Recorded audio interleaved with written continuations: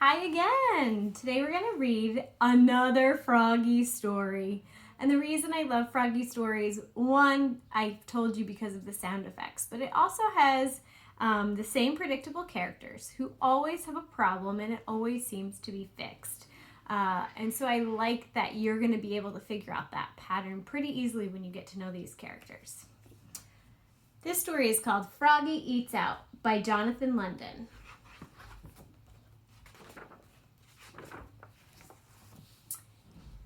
It was almost dinner time, and Froggy was hungry. He sat in the kitchen and dreamed about burgers and flies. Then he hopped up and looked for something to eat. He looked in the cabinet, slam! He looked in the fridge, slam! He looked in the oven, bang! Mom, yelled Froggy, there's nothing good to eat. Froggy, called his mother. What? Did you forget? It's our anniversary. We're going out to eat. Hooray, sang Froggy. Let's go. First, you have to get dressed up, dear. We're going to a fancy restaurant. So Froggy flopped to his bedroom. Flop, flop, flop. He slipped off his shirt, unzipped his pants, took off his shoes, pulled off his socks, and he even changed his underwear with a zap of elastic. Then he tugged on his best pants, zip, buttoned up his best shirt, zut, zut, zut, put on his best socks, zoop, pulled on his best shoes, up, and tied them up, zwip, zwip. Then he put on his best bow tie, snap, and flopped out to show his mom and dad, flop, flop, flop. You look very handsome, dear, said his mother, but you forgot to wash. Oops, said Froggy. So he went to the bathroom and washed his face, hands and face, splash, splash, splash. He used lots and lots of water, but only a little bit of soap. Then he dried off with a towel, zoop, and looked at himself in the mirror. He thought he was kind of cute. Froggy, called his father. What? Time to go, said his dad. We'll be late. And off they flopped to the restaurant. Flop, flop, flop. So the setting has changed from Froggy's house to now a restaurant. So remember, a setting is where a story takes place. At the restaurant, Froggy's eyes grew big and round. There were glowing candles, flowers in vases, and tablecloths as white as snow. So fancy. This is a fancy restaurant, said Froggy. Yes, said his mother. So remember, be neat, be quiet, and don't put your feet on the table. When they were seated, Froggy said, I'm hungry, let's eat. Well, first we have to order, dear, said his mother.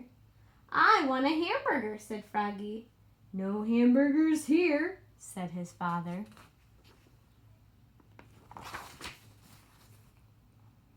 When the waiter handed him a menu, Froggy opened it and knocked over a glass of water. Crash! Oops, cried Froggy. Oh, Froggy, said his mother, remember what I told you.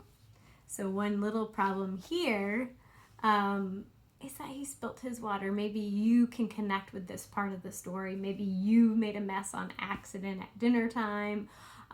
Whoops, oops is what Froggy says. And no big deal, we just fixed the mistake.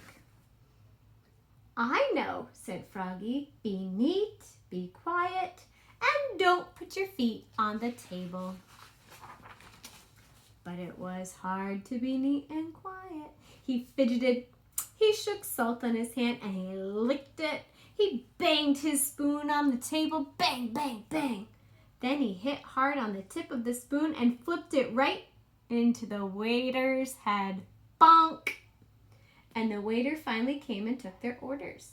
They waited and waited and waited. Froggy pulled petals off the flowers, he blew on the candle, he sucked on sugar cubes and ice cubes. hopped up and flopped around the restaurant, flop, flop, flop, singing, "Be neat, be quiet, and don't put your feet on the table." "Froggy," called his father. "What?" "Please sit down. Now." Maybe you can make another connection with this part of the story. Maybe you've had the wiggles and you're supposed to sit still either at school or at a restaurant like this. And maybe you can connect with Froggy and knowing like, ooh, it's really hard sometimes to control ourselves, right? Froggy sat down. Finally, dinner was served. Froggy stuck his fork into a huge plate of spaghetti and sucked some up. He slurped. It was fun, so he slurped up some more. Slurp, slurp, slurp. And that's when he saw Froggalina. She was sitting with her parents. "Hi, Froggy," she called. "Who's that pretty girl frog?" asked Mother. See his eyes, and he sees her waving. Froggy was so embarrassed he ducked beneath the tablecloth and pulled and pulled and pulled till his spaghetti and fly sauce landed smack on his head. Splat!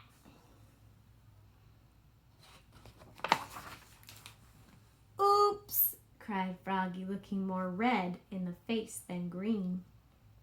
"Happy anniversary!" he croaked. "What a mess!"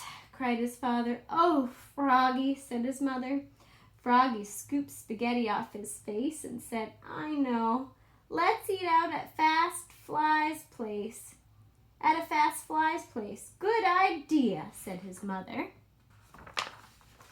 "Let's go," said his father, and together they leapfrogged all the way there. Flop, flop, flop. It's called Speedies. Where they all ate burgers and flies. Munch, crunch, munch.